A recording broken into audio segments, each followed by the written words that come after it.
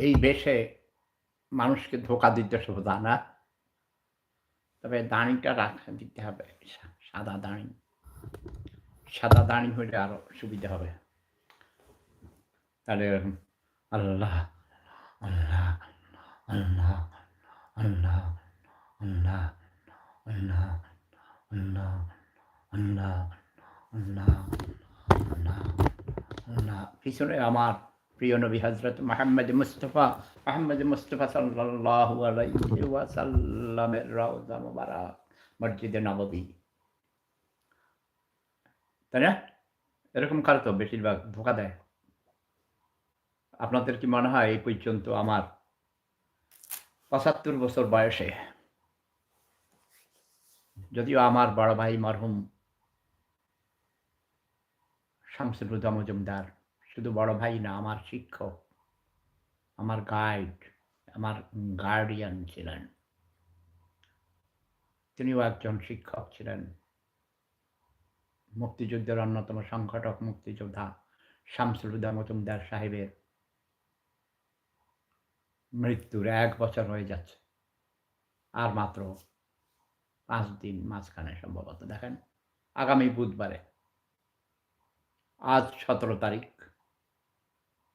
১৮, ১৯, ২০, ২১, ২২, হে ৪ দিন, only 4 days।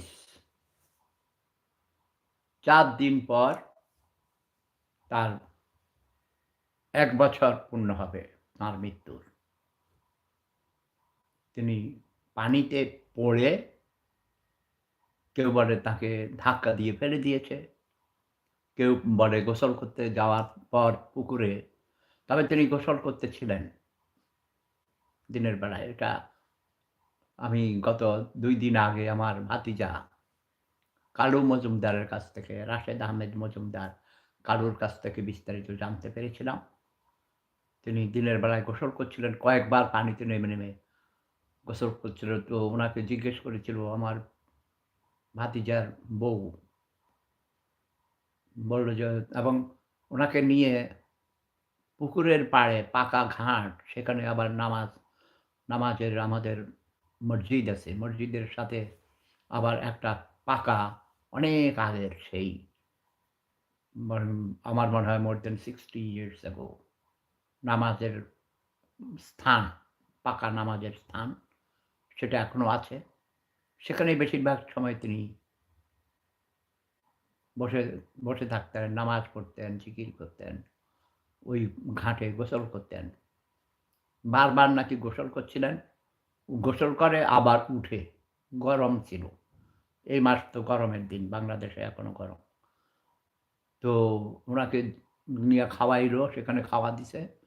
খাওয়ার পর বলল যে, "জ্যাঠাজি আপনি বারবার", ও আমার ভাতিজা কালু, সে ওদিক দিয়ে যাচ্ছিল, বলল যে, "জ্যাঠাজি আপনি এতবার গোসল করেন কেন? নামেন কেন পুকুরে?" বলে যে, "আমার শরীর জ্বালা-পোড়া করছে, গরম লাগছে খুব বেশি।" তো আমার মনে হয় এই বিস্তারিত জানার পর যে আগে কেউ, কেউ বলেছে ধাক্কা দিয়ে ফেলে দিয়েছে। সেই ধারণাটা মুছে গেছে। এটা আর আমার মনে হয় না কেউ ধাক্কা দিয়ে ফেলেছে। ৮৭ বছর বয়স ছিল। এখন তার ৮৮ বছর বয়স হতো। তার শত্রু থাকার কথা নয়। যদিও আমাদের এলাকাতে আছে, উনি মুক্তিযুদ্ধের সংগঠক, মুক্তিযোদ্ধা ছিলেন। আমাদের এলাকায় রাজাকার ভর্তি, অনেক রাজাকার। ধর্মীয় মৌলবাদী, ব্যাকওয়ার্ড, অশিক্ষিত, বর্বর, ছোট লোক, গরিব, রাজাকার-ফাজাকার এসব মানি ভর্তি। তো শত্রু থাকাটাও স্বাভাবিক। শত্রুর তো ঠিক নাই। শত্রুর কোনো বুড়া-বুড়ি আছে। কারণ উনি ওই বাজারে গিয়ে, বাড়ির সামনে বাজার, শসাক বাজার, সেখানে গিয়ে ওই স্কুল, কলেজে গিয়ে শিক্ষকদেরকে বলতেন, "এই কোনো শিক্ষক লুঙ্গি পরে আসতে পারবে না, স্যান্ডেল পরে আসতে পারবে না, শার্ট, প্যান্ট পরে, স্যুট, টাই পরে আসতে হবে।" এরকম বলতেন উনি। উনি খুব স্মার্ট মানুষ ছিলেন। অনেক উদার মানের মানুষ ছিলেন এবং জ্ঞানের আলো জ্বালিয়েছেন সারা জীবন। শিক্ষকতা করেছেন চট্টগ্রামে। নিজের এলাকাতেও শেষ বয়সে এসে। আমি ট্রান্সফার করে এনেছিলাম। হ্যাঁ, চট্টগ্রাম জেলা প্রাথমিক শিক্ষক যিনি শিক্ষকদের কর্মকর্তা ছিলেন। প্রাথমিক শিক্ষা বোর্ডের কর্মকর্তা। বোর্ড নাকি I don't know district Chittagong বিভাগীয় কি বলে আই ডোন্ট নো। হাশেম সাহেব তার নাম ছিল। হাশেম সাহেবের ছেলেও আমার এই ভিয়েনাতে এসে আমার বাড়িতে ছিল একটা মানে ট্রেনিংকে আসছিল জাতিসংঘের। সে জাহাঙ্গীরনগর ইউনিভার্সিটি থেকে ফার্স্ট হয়েছিল ফিজিক্সে। বাংলাদেশে আণবিক শক্তি কমিশনের ডাইরেক্টর। ডক্টরেট করেছে পরে। তো সে মাসুদ কামাল, ডক্টর মাসুদ কামাল এর বাবা। এটা পরে জানছি। আমি আগে জানতাম না। মাসুদ কামাল বলেছে এবং আমার বড় ভাইয়ের সাথে মাসুদ কামালের পরিচয় করিয়ে দিয়েছিলাম। তিনি তখন আমাদের চড়িয়ারা হাই স্কুলের সেক্রেটারি ছিলেন। তো বাইজি ভাই মাসুদ কামাল বলেছিল যে, "শেফাত ভাই, আমার বড় বোনের জামাই কুমিল্লা বোর্ডের চেয়ারম্যান।" আমি বললাম যে, "হোয়াট? তোমার বোনের জামাই চেয়ারম্যান আর আমি আমাদের স্কুলের আমার বাপ-দাদারা বানাইছিল সেই স্কুলটা অনেক মানে অবহেলিত বিভিন্ন চড়িয়ার হাই স্কুল। তো এটা তো তোমার কুমিল্লা বোর্ডের আন্ডারেই। তোমার দুলাভাই তো ইচ্ছে করলে আমাদের এটাকে কলেজ করে দিতে পারে।" বলেছে, "হ্যাঁ, এটা তো উনার কাছে এটা সহজ কাজ।" তো যা আমাকে পরিচয় করাই দিল। আমি টেলিফোনে কথা বললাম। উনি আমাকে আগের থেকেই নাকি চিনতেন। আমাকে বলে, "স্যার, আপনাদের স্কুলকে কলেজ করা 1-2 র ব্যাপার আমার কাছে। এটা আমার আওতায়।" আমি বললাম, "আমার বড় ভাই ওই স্কুলের সেক্রেটারি।" বলে, "আপনি উনাকে বলেন আমার সাথে দেখা করতে। আমি ওটাকে কলেজ করে দেব।" ২০০০ সম্ভবত ২০০৬ সালের কথা। ২০০৫ অথবা ৬ আমার আগের বাড়িতে। আমি সেই নতুন বাড়িতে উঠেছিলাম তখন। তখনকার নতুন বাড়ি এটা, এখনটা আলাদা। সেই বাড়িতে আমি ১৪ বছরের উপরে ছিলাম। তো ওখানেই ডক্টর মাসুদ কামালও আমার বাড়িতে আমি থাকতে দিয়েছি। থাকা খাওয়া ফ্রি। ব্যাস। কারণ আমার জাহাঙ্গীরনগরের ছাত্র। জাহাঙ্গীরনগর বিশ্ববিদ্যালয়ের, ঢাকা বিশ্ববিদ্যালয়ের ছাত্রছাত্রী হলে যেসব বিশ্ববিদ্যালয়ে আমি লেখাপড়া করেছি, পড়িয়েছি। তো আমি জাহাঙ্গীরনগর বিশ্ববিদ্যালয়, ঢাকা বিশ্ববিদ্যালয়ের ছাত্রছাত্রী হলে অথবা আমার বৃহত্তর কুমিল্লা, বৃহত্তর নোয়াখালী, এটা আঞ্চলিকতা, তাই না? সবাই করেছে। আমার প্রিয় নবী হযরত মুহাম্মদ মুস্তাফা সাল্লাল্লাহু আলাইহি সাল্লামও আত্মীয়-স্বজনের প্রতি অনেক দয়া পরবশ ছিলেন। এটা কোনো অপরাধ নয়। কারণ ১ম হক হলো পরিবারের সদস্যদের, পাড়া-প্রতিবেশীদের, তারপর আত্মীয়-স্বজনের সবার হক আছে। আমি যদি কোনোদিন ক্ষমতায় আসি বাংলাদেশের, আমি তো বাংলাদেশে ক্ষমতায় যাব না। আমাকে বলা হচ্ছে। কিন্তু আমি ইচ্ছা করি না। ডক্টর ইউনূসের মতো নাখাঙ্গে, বুঝেন না? তবে আমি বঙ্গপিতা, বঙ্গের অধিকর্তা হব। বঙ্গপিতা। তখন আমি দেখবেন স্বজনপ্রীতি কারে কয়, নিজের আত্মীয়-স্বজন চাকরি দিয়া, সব সুযোগ সুবিধে দিয়া, তারপর আমি অন্যদের সুযোগ সুবিধা দেব। যেমন করে আমাদের জাতির জনক বঙ্গবন্ধু শেখ মুজিবুর রহমান গোপালীদের বেশি দিয়েছেন, গোপালগঞ্জ। আমার হাসুয়াপা গোপালীদের বেশি সুযোগ দিয়েছেন। আমিও বেশি সুযোগ দেব। আচ্ছা, তো যেটা বলছিলাম, আমার বড় ভাই শামসুল হুদা মজুমদার পানিতে পড়েই তিনি মারা গেছেন। মানে গোসল করতে গেছে, মাথা হয়তোবা তার ব্রেইন স্ট্রোক করেছে হঠাৎ করে। বয়স্ক মানুষ বুঝলেন, আর উঠতে পারে নাই। দেখা যায় যে ঘাট, ওই যে পাকা ঘাট, ওটা পিছলা। এই সময় বর্ষাকালে আরো পিছলা হয়ে থাকে। বাড়িতে লোকজন নাই তো, খুব কম। অন্য বাড়ির লোকজন এসে গোসল করে। খুব বেশি লোকজন উঠানামা করে না। তাই ওই শ্যাওলা পড়ে পিছলা হয়ে আছে। তো উনি হয়তো উঠতে গিয়ে পিছলা মানে আর উঠতে পারে নাই। দেখা যায় যে উনি চেষ্টা করেছেন ওই খামচাইয়া উপরে উঠতে চেষ্টা করেছে। পারে নাই। মরে গেছে। পানিতে ভেসেছিল।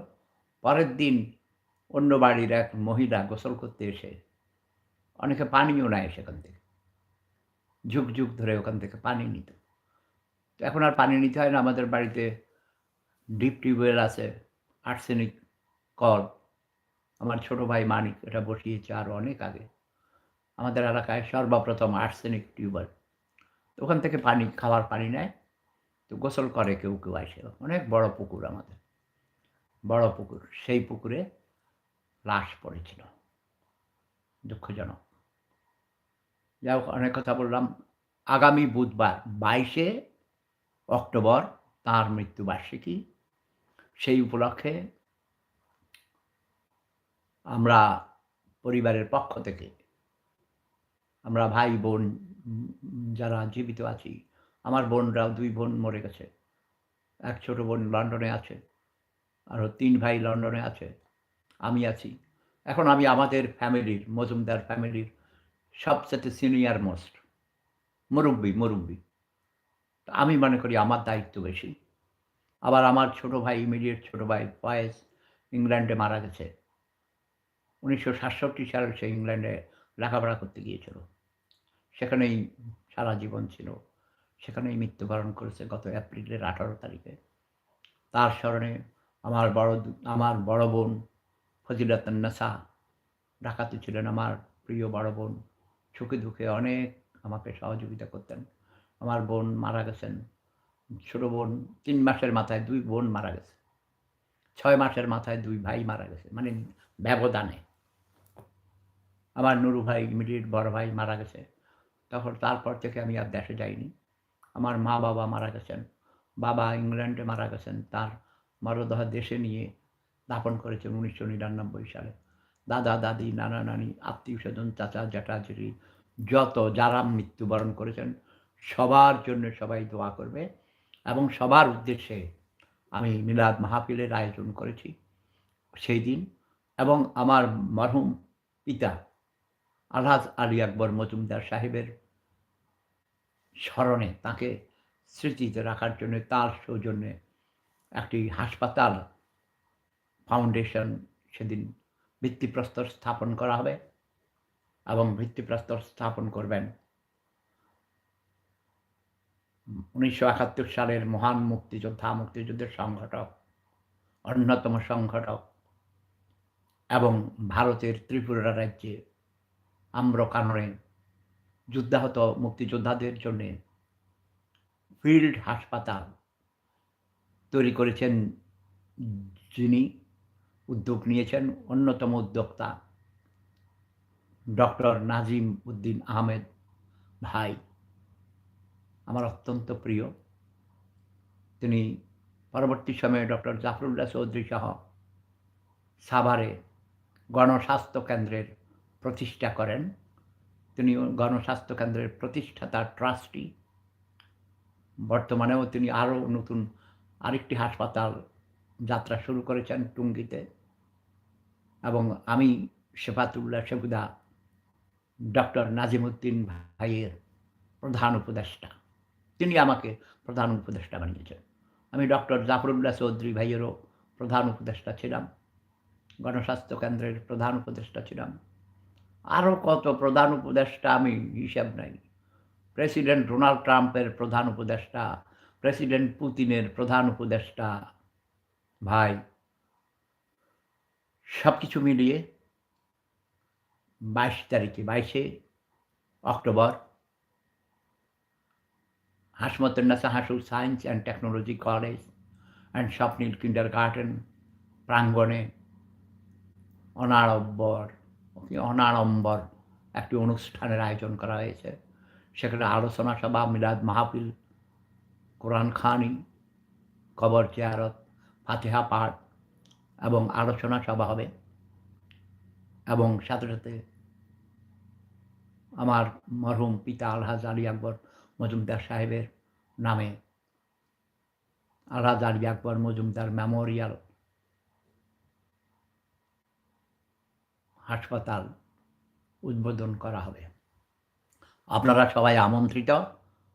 আশেপাশে যারা আছেন, পৃথিবীর বিভিন্ন প্রান্তে ছড়িয়ে ছিটিয়ে থাকা, বাংলাদেশে যাইতে ম্যাক্সিমাম প্ল্যান করলে 1 দিন লাগে, সবাই আমন্ত্রিত।